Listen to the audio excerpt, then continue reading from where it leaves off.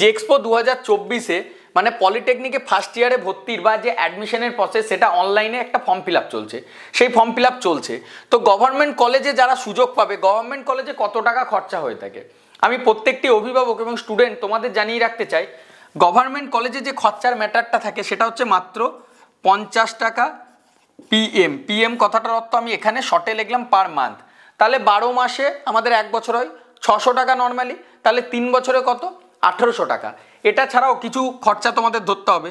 ভর্তির সময় তোমাদের 800 থেকে 1400 টাকা লেগে থাকে টোটাল অল হোস্টেল ফি, মানে হোস্টেল ফি বলছি, লাইব্রেরি ফি বা আদার্স কালচারাল ফি এই সব কিছু ধরে।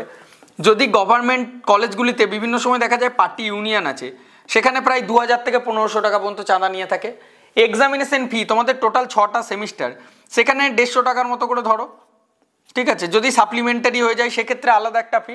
তো সব মিলিয়ে যদি আমরা দেখতে চাই একটা গভর্নমেন্ট কলেজে পড়ার জন্য একটা স্টুডেন্টকে তার বাবা মাকে কত টাকা খরচা করতে হবে, 3 বছরে পড়ার জন্য 3 থেকে 3.5K, 3 থেকে 3500 টাকা এই খরচাটা তোমাদের হবে একটা সরকারি ডিপ্লোমা ইঞ্জিনিয়ারিং কলেজে ডিপ্লোমা ইঞ্জিনিয়ারিং পড়ার জন্য আমাদের ওয়েস্ট বেঙ্গলের মধ্যে।